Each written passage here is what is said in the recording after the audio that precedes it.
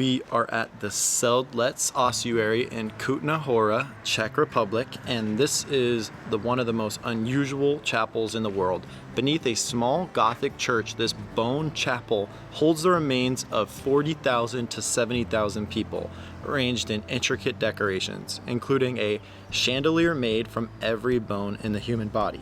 It all started in the 13th century when an abbot sprinkled soil from Jerusalem's Golgotha over the cemetery, making a sought-after burial site. After plague and war overcrowded the graveyard, a half-blind monk was tasked with organizing the bones, leading to an eerie yet artistic display that we see today.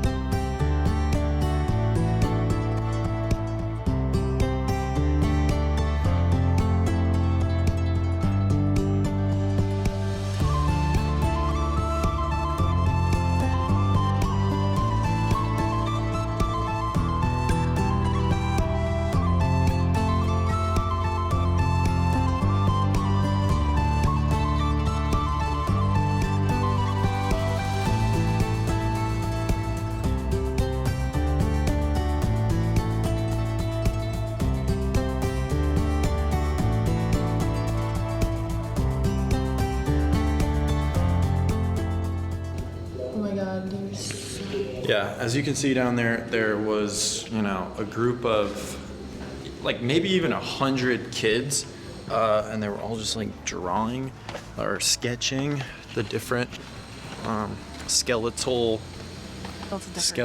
decorations, art pieces, memorials, grave sites, whatever you would like to call it inside. But there was a huge group of people, huge, maybe 100 to 200 kids in this little chapel. So it was really hard to see everything, and they were just standing there drawing, and there was a million of them.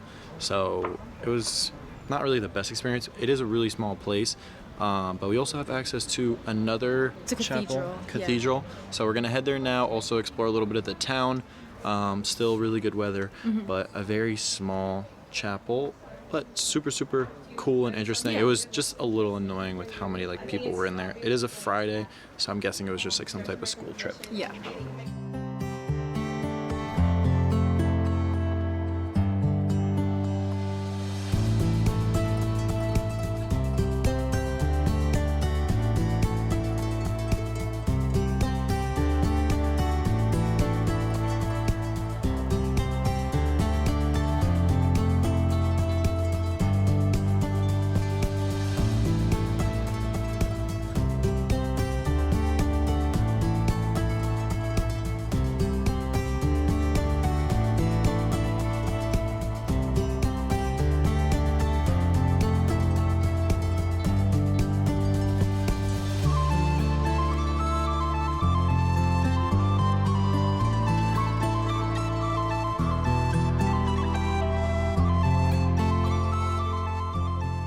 The Church of the Assumption of Our Lady and St. John the Baptist in Kutná Hora is a blend of Gothic and Baroque design.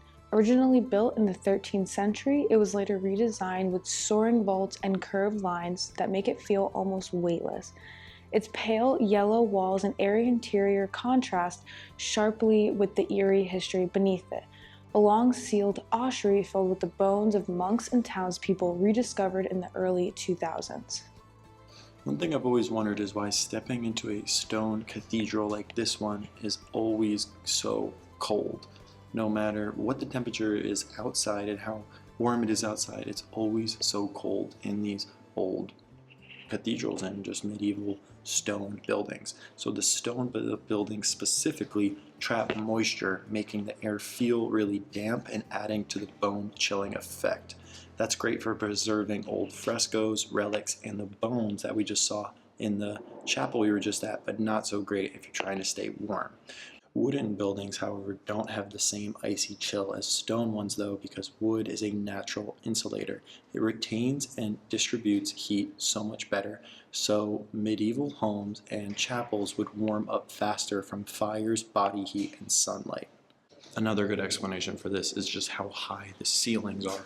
So obviously there's not much of a space for the air to be trapped and the moisture to be absorbed into creating a cozy, small space with these cathedrals being so tall.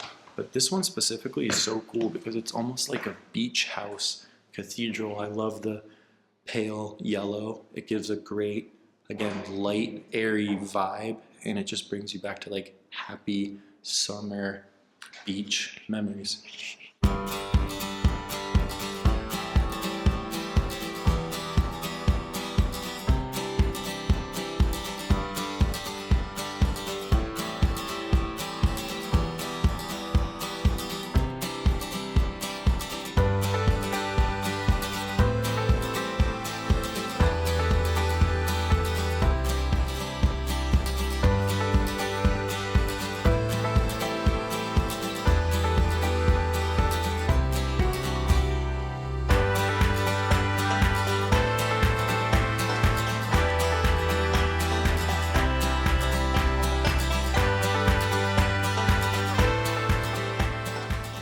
Even all the way in Kutná Hora, an hour away from Prague, there are still all of the stepping stones or the stolpersteins in front of the old houses that were once there before World War II, or the Jewish people who died and lost their homes.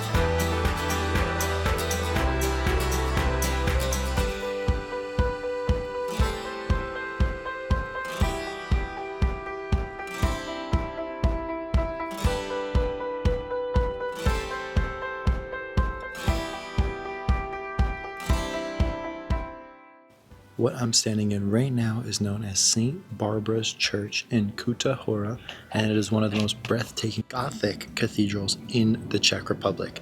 Built in the late 14th century, it was meant to rival St. Vitus Cathedral in Prague. The church was funded by the city's wealthy silver miners, and its design reflects their influence, with mining symbols incorporated into the decorations.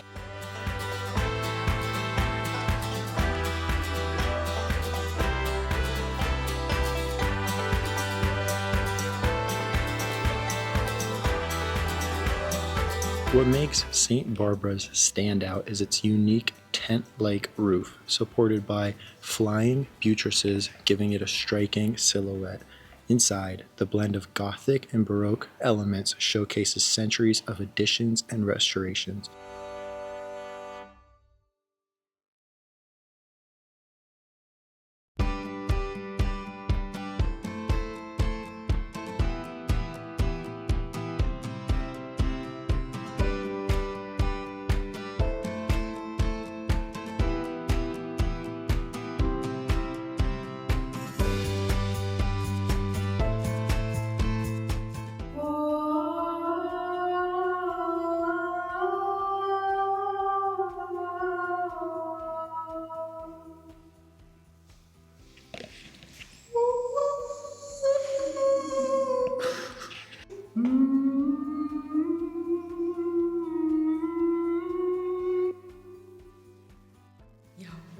In the vaulting of the church, which is the top, basically at an angle holding up the ceiling, you can see crests and insignias painted into this vaulting. Some of these likely belong to the wealthy mining families and guilds that funded the church. The mining symbols such as pickaxes, hammers, or ore carts may be incorporated within these heraldic designs rather than in larger, more obvious fresco scenes.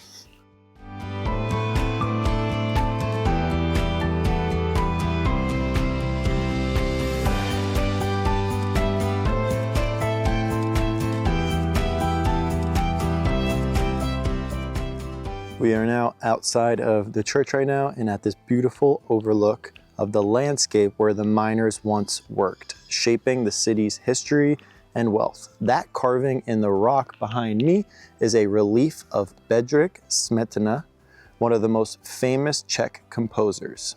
Smetana is best known for Má vlast, which is my homeland in English, and it's a symphonic poem celebrating Czech history and landscapes.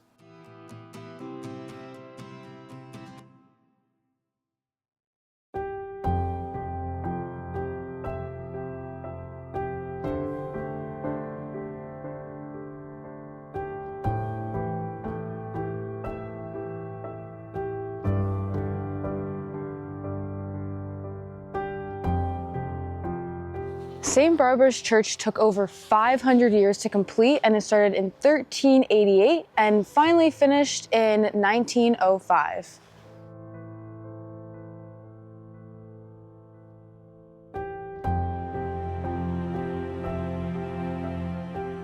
It's a Gothic architect's dream come to life, but here's something wild. It was originally supposed to be twice this size. The Hussite wars and lack of funding forced builders to scale back their plans, which is hard to imagine given how massive it is already.